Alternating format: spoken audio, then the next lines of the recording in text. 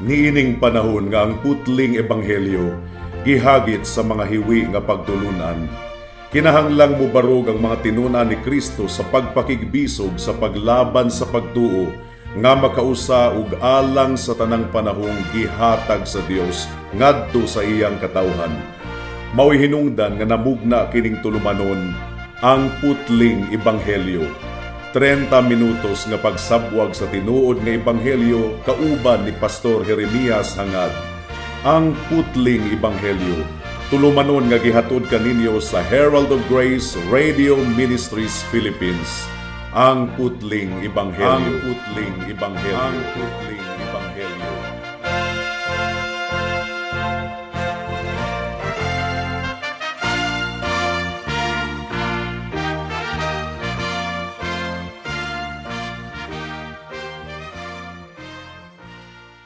Special greetings sa tanang mga regular nga tigpaminawan sa atong panagsibya dinhi sa kahanginan ug espesyal usab nga pagpanimbaya sa akong 96 years old nga lolo nga si Isabelo Lauri Sr. ug sa akong 74 years old nga nanay nga si Nanay Kunsing nga naminaw karon. Alang sa pagpamalandong sa pulong sa Ginoo niining taknaa, please turn with me to Romans chapter 6 verse 14. Ang giingon dinhi: tungod kay ang sala dili makahari diha kaninyo. Tungod kay dili kamo ilalom sa balaod, kundili ilalom sa grasya. May the Lord bless the proclamation of His word at this moment. So niini nga punto mga kaigsuunan sa sulat ni Apostle Paul, iyang gilarawan ang atong pinasahi ug kahibulungan nga pagkahiusa diha kang Kristo sukad pa sa katapusang bahin sa chapter 5. Nakigambit kita diha sa iyang kamatayon ug pagkabanhaw, ug tungod sa atong pagkahiusa diha kang Kristo, namatay kita gikan sa pagbulutan sa sala. Ang kamatayon ni Kristo nahimong atong kamatayon.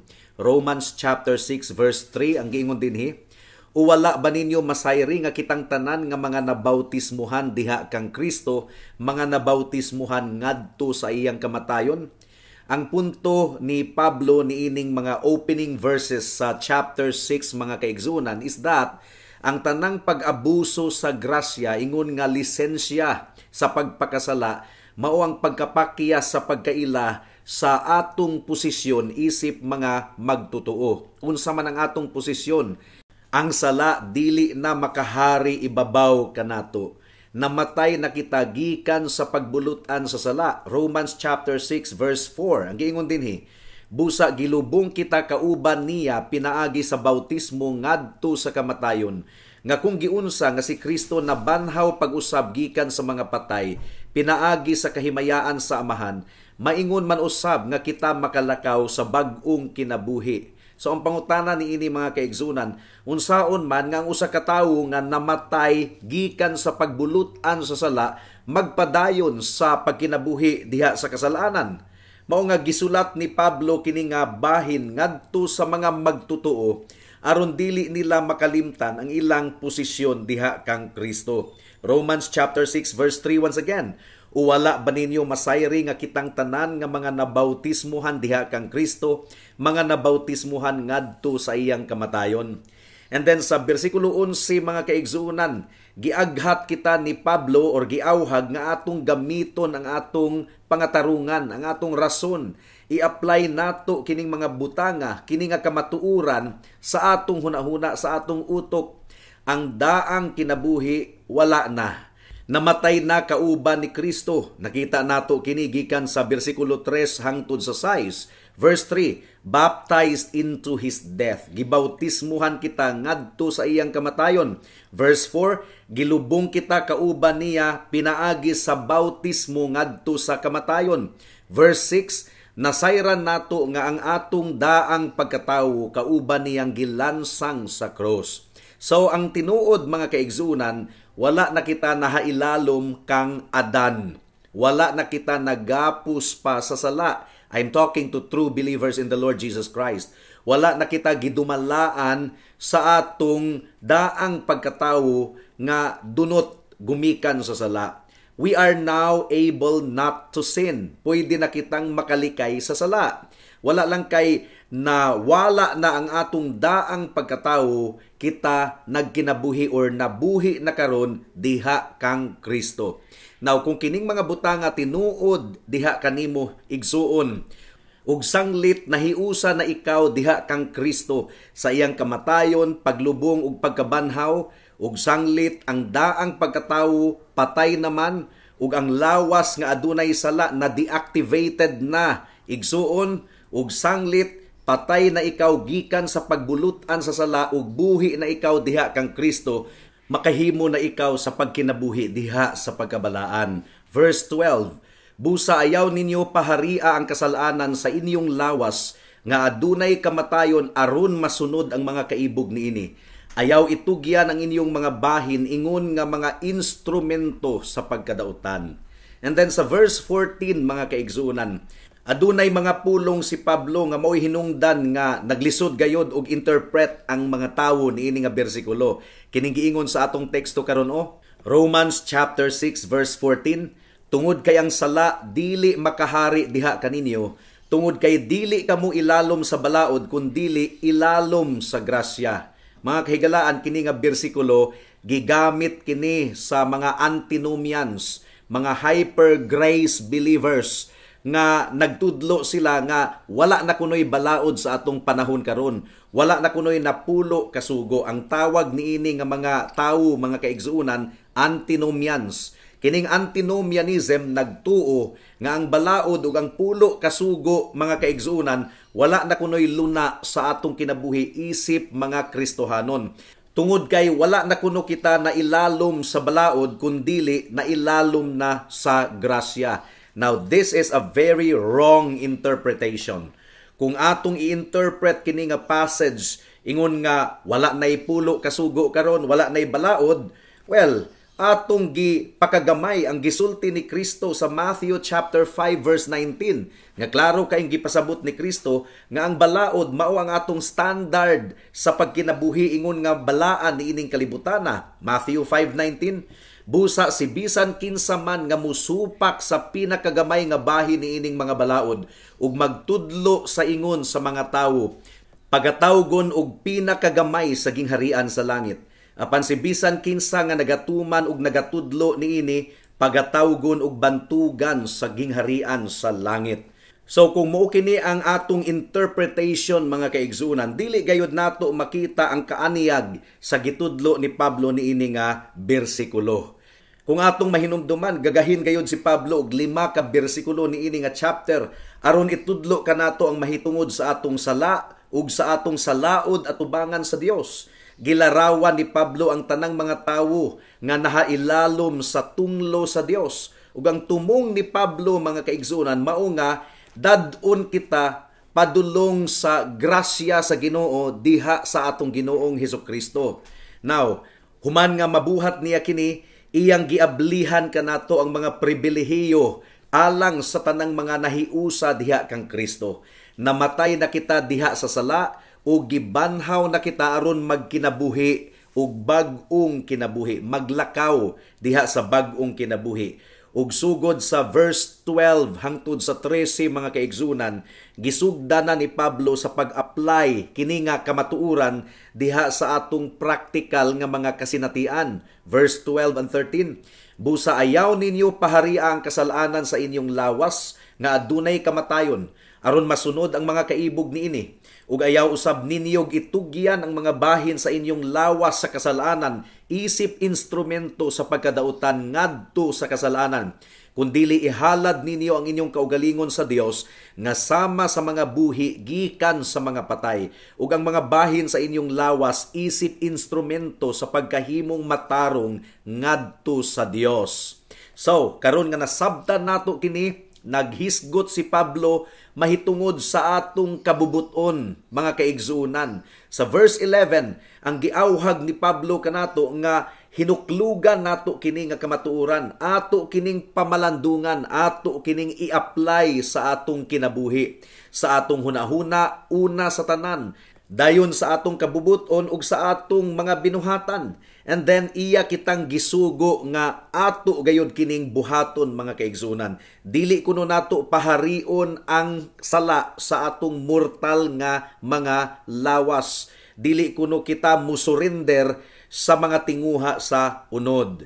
Ug klaro gayud kaayo nga gidala kita ni Pablo sa atong responsibility alang sa atong pagkabalaan. Now, hinumdumi mga kaigsunan nga ang sala mao ang pagsupak sa balaod sa Dios. That is the definition of sin. Ang sala mao ang pagsupak sa balaod sa Dios. So kung dili nato tun-an ang balaod, dili nato masabtan kung unsa ang sala. Mao nga delikado gayud kaayo mga kaigsuunan nga muingon kita nga magkinabuhi kitang balaan, unya walay standard sa pagkabalaan. The law is the standard of holiness. Pero nasayod usab kita nga dili nato kini matuman pinaagi sa atong kabubuton or sa atong kaugalingong kusog. Tinuod aduna kitay responsibility nga magkinabuhing balaan pero wala kita nagsalig sa atong kaugalingong kusog mga kaigsuunan. Ang tubag ni Pablo naa sa verse 14 sa atong teksto. Tungod kay ang sala dili makahari diha kaninyo, tungod kay dili kamo ilalom sa balaod kundili ilalom sa grasya. So adunay tulo ka punto ang atong pamalandong niining taknaa. Unsa ang dili mabuhat sa balaod? Mao kana ang unang punto. Ikaduha, unsa ang mabuhat sa grasya? Ug ikatulo, unsaon man kini pag-apply sa atong pagkabalaan ingon nga Kristohanon. Hinaot nga tabangan kita sa atong buhi nga Dios sa atong pagpamalandong niining taknaa. Mudangat na kita sa unang punto. Unsa ang dili mabuhat sa balaod? Ang balaod mga kaigsuunan walay gahom. Ang balaod dili gayud makapahimo kanato nga hingpit atubangan sa Dios aron iya kitang pagadawaton. Ang atong pagtuman sa balaod wala gayoy merito atubangan sa Ginoo. Nakita nato kini sa Romans chapter 3 verse 20 ang giingon dinhi. Tungod kay pinaagi sa mga buhat sa balaod, walay tawo nga pagaisipon nga hingpit sa iyang pananaw. Tungod kay pinaagi sa balaod, mao ang pagkaila sa kasalanan. So dili kita madawat sa Ginoo, gumikan kay gituman nato ang balaod. That's not the purpose of the law. Dili makapahimo ang balaod nato nga hingpit atubangan sa Ginoo. Ang tumong sa balaod mao nga masabta nato ang atong sala. Mailhan nato nga kita makasasala ug mudagan kita padulong kang Kristo. Gumikan kay siya lamang ang bugtong Dios ug manluluwas sa mga makasasala nga susama kanato. Atong gisupak ang balaod sa Dios and therefore hinukman kita atubangan sa Dios. Wala gayoy buhat sa tawo nga makatangtang sa tunglo ug kapungot sa Dios bato kanato. Apan, time sa pastor. Di ba ang imong giingon nga dili nato itugyan ang atong mga lawas ingon nga instrumento sa pagkadautan? Wala ba gayoy kwenta ang atong maayong buhat atubangan sa Dios? Walay kwenta, walay merito alang sa mga dili magtotoo mga kaigsuunan. Now, daghan kayong mga tao ni ining kalibutana, in fact, majority mga kaigsuunan ang nagtuo nga murag utangan ang Dios kanila kung sila mubuhat og maayo.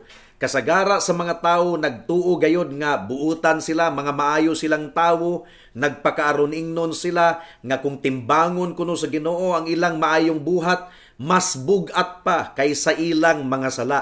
So nagpakaaron ingnon sila nga ang maayong buhat nga ilang gibuhat maoy mo tabon sa ilang mga daotang binuhatan. Nagtuo sila nga ang ilang mga buhat maoy makapalikay kanila nga matambog didto sa impyerno. Well, higala ang kamatuuran is that sa tibuok nimong kinabuhi naara gyud ka og supak sa balaod sa Dios. Imong gipanamastamasan ang ngalan sa Dios. Nakapangawat na ka, nakapamakak na ka, nangulag ka sa mga babayi or lalaki nga dili nimo asawa or dili nimo bana. Mubarog ikaw atubangan sa Dios nga guilty og hinukman. Ikaduhang butang mga kaigsuunan nga dili mabuhat sa balaod is that dili gayud mabag-o sa balaod ang atong kasing-kasing. Ang balaod adunay sugo, adunay demand mga kaigsuunan. Simple ang sugo sa balaod, straightforward, prangka.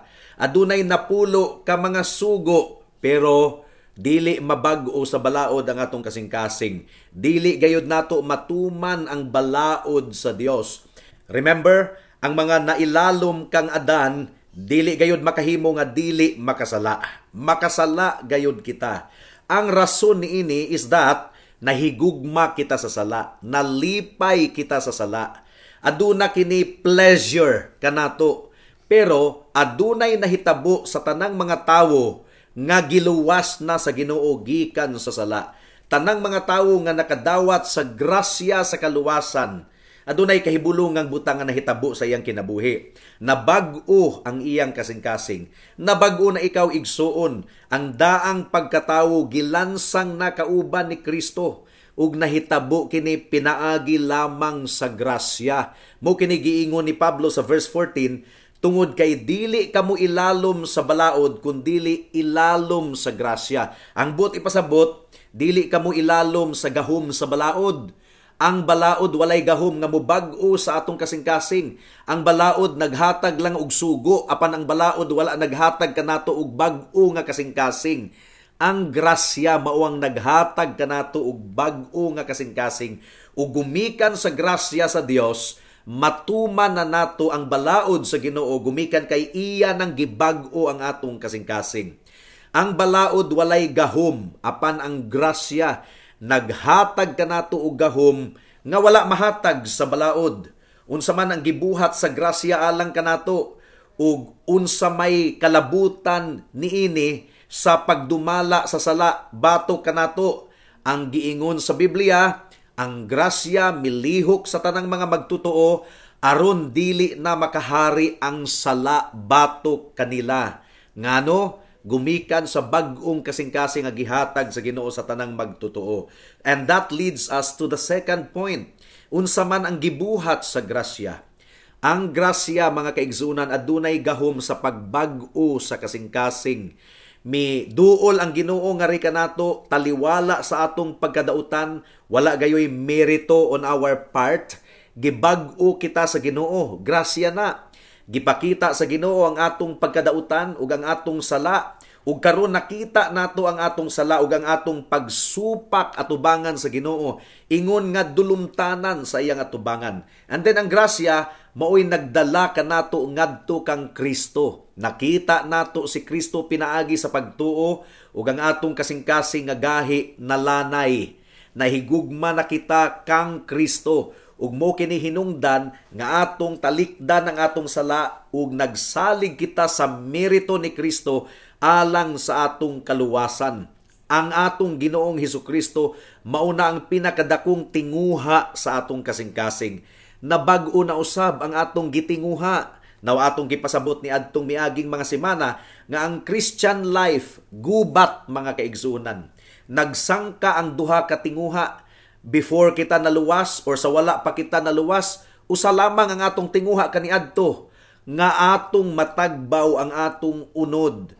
Ang sala mao gayoy naghatag kanato og kalipay kaniadto. So mao kini ang atong dako kaayong tinguha kaniadto. Ang unod, mga kaigsunan, nangita gayod sa mga butang nga makasasala atubangan sa Ginoo. Galatians chapter 5 verse 19 hangtod sa 21 ang giingon dinhi. Karon dayag ang mga buhat sa unod. Kini mao ang pagpanapaw, kahugaw, kaulag, pagsimba sa Dios-Dios, pagpamarang, panagkasukanay, panaglantugi, kasina, kasuko, pagkahakog alang sa kagalingon, panagbahin-bahin, panagkontrahay, pangabugho, paghubog-hubog, kahilayan, ug ang mga sama niini. Gipasidan-an ko kamo sama sa akong pagpasidaan ni adtong una kaninyo nga ang mga nagabuhat sa maong mga butang dili makapanunod sa gingharian sa Dios. Apan sa dihang nahimo kitang Kristohanon, ang atong kinabuhi gubat na. Nakigsangka na ang atong kalag batok sa atong unod. Gubat na kini.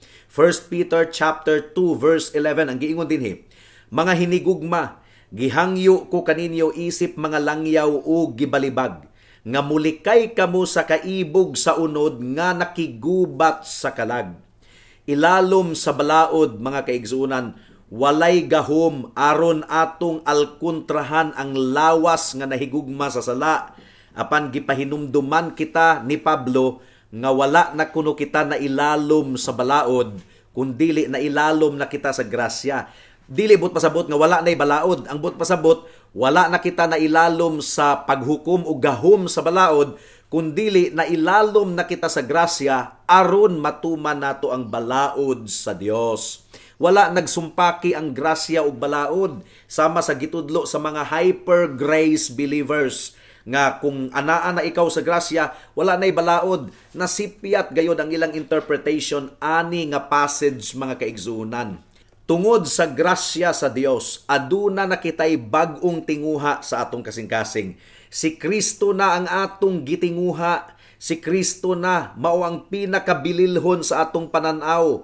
Gidakop o gikupta na ni Kristo ang atong kasing-kasing. Sa Doctrines of Grace, sa acronym nga TULIP mga kaigsunan, kanang letter I, irresistible grace. Ang buti pasabot ni ana, ang grasya sa Ginoo dili gayod mabalibaran. Nganuman, kung gitandog kita sa balaang espiritu o gipakita sa balaang espiritu kanato ang atong sala, ug nakita nato ang atong kaugalingon ingon nga dautan o hinukman at tubangan sa Ginoo, and then kung gipakita sa balaang espiritu kanato nga si Kristo lamang ang bugtong Dios ug manluluwas, napuno siya sa gugma ug kaluoy, nabag-o na ang atong pagtan-aw kang Kristo. Siya na ang atong gitinguha, magdali-dali na kita og dagan padulong kaniya alang sa atong kaluwasan. So, irresistible, dili gayud mabalibaran ang grasya ni Kristo alang sa mga gipanglihukan sa balaang espiritu sa ilang kasing-kasing og hunahuna. Ang tinguha sa unod, anaa pagihapon, apan ang atong gugma alang kang Kristo nagpatigbabaw. Ang atong pagsunod sa balaod sa Ginoo, gigamhan na ni Kristo. Gigamhan na sa iyang grasya. Now, nganuman nga, daghan kayong mga tawo nga nag-angkon nga sila Kristohanon, apan wala gayoy ebidensya sa ilang bag-ong kinabuhi. Nagkinabuhi gihapon sila, sumala sa dikta sa unod. O kung musunod man kuno sila sa balaod sa Ginoo, pinugos or napugos lamang sila. Ang tawag niini servile obedience or legal obedience. Kining pagsunod sa balaod sa Ginoo nga wala gidumalaan sa gugma. Napugos lamang sa pagsunod sa sugo sa Ginoo ug out of necessity kay nahadlok man sila sa Ginoo, unya ang balaod bugat kaayo alang kanila, pero kinahanglan man gyud silang musunod sa Ginoo kunuhay. So ang ilang pagsunod mga kaigsunan pinugos ug dili gayud kini consistent. Gumikan kay dili man grasya sa Ginoo ang nagpanglihok sa ilang kasing-kasing. Wala gayud sila nakadawat sa grasya sa Ginoo. Mao nga ang sugo sa Ginoo ilang gipakagamay aron aduna sila'y ikapangatarungan kung ilang masupak ang sugo sa Ginoo. Ang ilang kasing-kasing wala gayud sa ilang pagsunod. Wala sila nahigugma kang Kristo. Apan ang tinuod nga Kristohanon nga nakadawat sa grasya sa kaluwasan, nadawat usab niya ang bag-o nga kasing-kasing. Mao nga nagsunod siya sa balaod sa Ginoo out of true love. Gumikan kay nahigugma siya kang Kristo. Ang tinuod nga pagsunod, bunga kini sa tinuod nga gugma diha kang Kristo. Aduna na kitay kalipay nga pasidunggan siya ug sundon ang iyang mga sugo. Ang punto mga kaigsuonan mao kini. Adunay pipila ka libo ka mga tawo nga nagclaim nga mga Christians, pero dili gayud tinuod nga Kristohanon. Wala gayud tinuod nga nakaila sa atong Ginoong Hesukristo. Ang ilang gitinguha mao ang sala. Ang ilang gitinguha mao ang dikta sa unod. Ang sala mao ang ilang agalon. Ug alang ni anang mga tawhana, dili gayod igo ang atong Ginoong Hesukristo. Dili mahimayaon si Kristo alang kanila. Ang ilang pagtan-aw kang Kristo gamay. Dili siya ang pinakadako nga kabtangan. Dili siya mao ang treasure, pearl of great price. Mao nga dili sila willing nga i-sacrifice ang tanang mga butang aron mosunod sa atong Ginoong Hesukristo. Dili gayud posible mga kaigsunan alang sa usa ka tinuod nga Kristohanon nga magpailalom paghihapon sa pagkontrolar sa sala. Nganuman, gumikan kay bag-o na ang iyang kasing-kasing, nahigugma na siya ni Kristo. Iya nang pilion nga musunod sa sugo sa Ginoo. Ug iya nang pilion nga dili niya sundon ang dikta sa unod. Gumikan kay si Kristo, mauna ang iyang gitinguha labaw sa tanan. Ikatulong punto, unsaon man kini pag-apply sa atong sanctification, sa atong pagkabalaan. Unsa man gyud ang sikreto alang sa atong pagkabalaan. Daghang mga tawo nga nag-ingon nga aron kuno kita mahimong balaan, kinahanglan nga aduna kitay mga rules. Ayaw pagsuot og pantalon kung ikaw babae, kinahanglan magsayal ka kanunay, magpalda ka, kinahanglan nga buhaton nimo kining butanga or likayan nimo kanang butanga. Well, to the degree mga kaigsuonan tinuod kini. Gumikan kay aduna man gayo sugo ang balaod sa Ginoo ngari kanato. Aduna kitay mga tulumanon at ubangan sa Ginoo. Pero ang pangutana, unsaon man nato pagbuhat kining mga butanga?